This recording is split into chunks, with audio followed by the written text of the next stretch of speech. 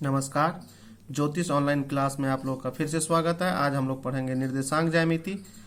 निर्देशांक ज्यामिति चैप्टर 7 है, जिसका बेसिक है। इस वीडियो को अच्छा से 2 बार देख लीजिए और जितना डिफिनेशन लिखाया जा रहा है उस सबको याद कर लीजिए। उसके बाद फिर आप किसी भी बुक का चैप्टर 7 स्टार्ट कर सकते हैं। तो यहाँ इसमें ग्राफ जो हम 9th में पढ़े थे उसका आवश्यकता थोड़ा यहाँ पड़ेगा। तो हम जानते हैं कि एक होता है एक्स एक्सिस, दूसरा होता है वाई एक्सिस। तो एक्स एक्सिस जो है ये जो है एक्स एक्सिस कहलाता है और ये वाला वाई एक्सिस कहलाता है, वाई अक्ष कहलाता है। जहां पे ये दोनों बिंदु कटता है उसको कहते हैं हम लोग मूल बिंदु। तो मूल बिंदु का जो निर्देशांक होता है वो 0 होता है। 0 से इधर जाते हैं तो +1 2 3 4, इधर आते हैं तो -1 2 3 4, ऊपर वाई में जाते हैं ऊपर तो +1 2 3, फिर नीचे आते हैं तो -1 -2 -3। यहाँ ध्यान दीजिए, जैसे एक और इसके बीच की दूरी सेम होनी चाहिए, 1 और 2, फिर 2 1 और 0 से 1 1 से 2, इसकी दूरी सेम स्केल से हम लोग लेंगे। तो यहाँ पे हम लोग जब भी लेते हैं ग्राफ में, तो अगर 4 3 रहता है तो इसका तात्पर्य हुआ x का 4 और y का 3। तो x का 4 यहाँ पे है, y का 3 यहाँ पे है, तो इसमें बिंदु डालते हैं, दोनों को मिला देते हैं, तो यही x का 4 और y का 3 कहलाता है। तो हमेशा पहले x को लिखते हैं, इसलिए x का हमेशा पहले लिखेंगे।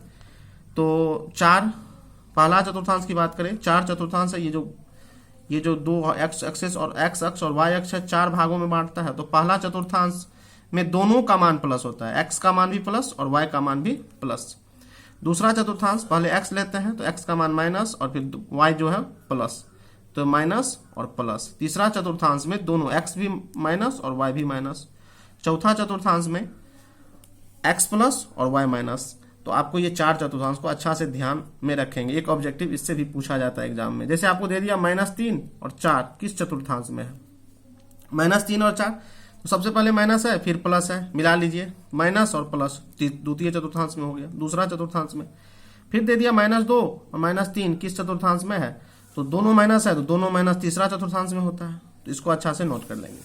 अब मूल बिंदु किसको कहते हैं, तो निर्देशांक अक्षों के कटान बिंदु को मूल बिंदु कहते हैं। जैसे ये x अक्ष हो गया और ये y अक्ष हो गया, दोनों को कटान जहां पे कटा वो मूल बिंदु कहलाता है। x अक्ष या भुज, x निर्देशांक या भुज किसको कहते हैं, किसी बिंदु की y अक्ष से दूरी उस बिंदु का x निर्देशांक या भुज कहलाता है। तो y अक्ष से दूरी, जैसे y अक्ष हो गया, इससे दूरी जो है इधर, तो ये x अक्ष कहलाता है।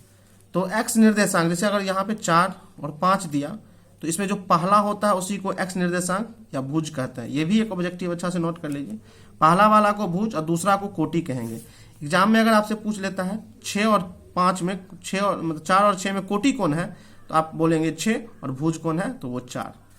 फिर y अक्ष या कोटि, किसी बिंदु की x अक्ष से दूरी उस बिंदु का y निर्देशांक या कोटि कहलाता है। तो आप समझ गए, दूसरा वाला 4 और 6 जैसे हो गया, तो इसमें ये कोटि है और ये भुज है। अब फिर यहाँ पे एक और नोट करेंगे, जो मूल बिंदु है उसका निर्देशांक हमेशा 0 0 होता है। अगर कोई बिंदु x अक्ष पे रहता है तो उसका जो निर्देशांक होता है वो x 0 होता है। मतलब x अक्ष पर अगर कोई बिंदु है तो y का मान 0 होगा, अगर कोई बिंदु y अक्ष पे है तो वो x का मान 0 होगा। तो इसको तीनों को याद कर लेंगे अच्छा से नोट करके। अब हम लोग चैप्टर में आते हैं। चैप्टर में हमको डिस्टेंस फार्मूला, दूरी सूत्र को पढ़ना है। जैसे अगर मान लेते हैं a x1 y1 b x2 y2 के बीच की दूरी ज्ञात करना है, तो इसका फार्मूला होता है ab बराबर x2 - x1 का whole square plus y2 - y1 का होल स्क्वायर। अब सवाल कैसे रहेगा, जैसे निम्नलिखित बिंदुओं के बीच की दूरी ज्ञात करना है, 2 3 और 4 1 के बीच की दूरी ज्ञात करना है। 2 बिंदु आपको इसमें दिया रहेगा, तो 2 3 4 1, जो भी बिंदु दिया रहेगा तो पहला को a दूसरा को b मान लेंगे। अब ये क्या कहना चाह रहा है, 2 3, तो हम सबसे पहले ग्राफ पे देखते हैं। तो x का 2 और y का 3 शायद यहाँ होगा। आप लोग ग्राफ कॉपी में बनाइएगा क्योंकि यहाँ दूरी अच्छा से सेम तरह से नहीं लिया गया है।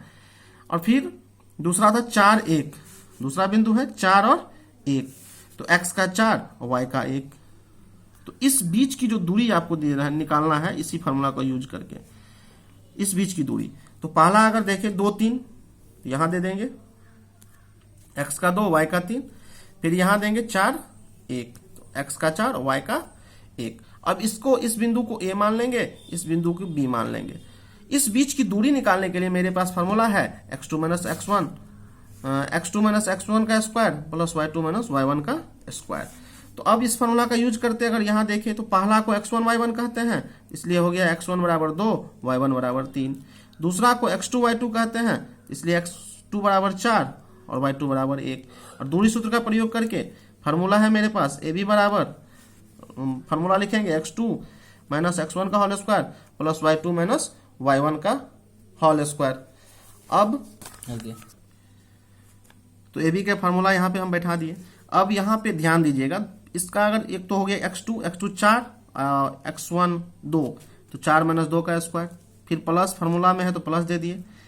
x2 माइनस x1 तो इसका दूसरा, इसका पहला, तो 1 माइनस 3, तो 1 माइनस 3 का स्क्वायर होल स्क्वायर। 4 में से 2 गया 2 का स्क्वायर, और 1 में से माइनस 3 गया तो माइनस 2 का स्क्वायर। 2 का स्क्वायर भी 4 और माइनस 2 का भी स्क्वायर 4, जोड़ दिया 8।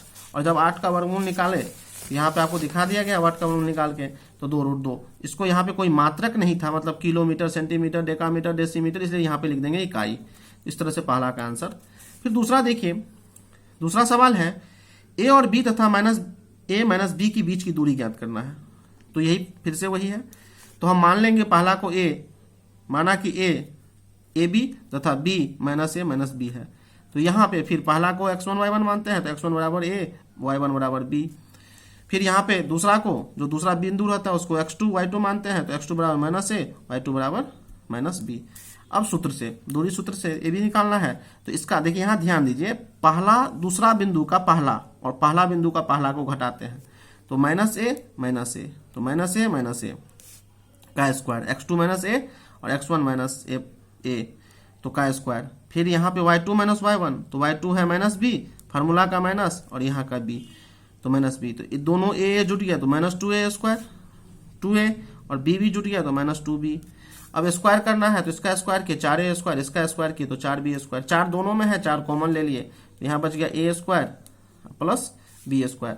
4 का वर्गमूल निकल जाता है, इसलिए ये रूट से बाहर हो गया, और a square plus b square का वर्गमूल नहीं निकलता है, इसलिए रह गया रूट में। इस तरह से ये दूसरा का दूरी निकल गया।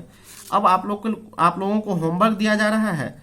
इस होमवर्क को पिछले 2 सवाल बताए गए, 2 सवाल को बताया गया, उसी तरह से इस प्रकार के सवाल को 10 सवाल है, 10 को अच्छा से बनाकर, इस 10 को अच्छा से बनाकर आप ग्रुप में निश्चित भेज दें, और ग्रुप का लिंक डिस्क्रिप्शन में दिया जा रहा है। धन्यवाद।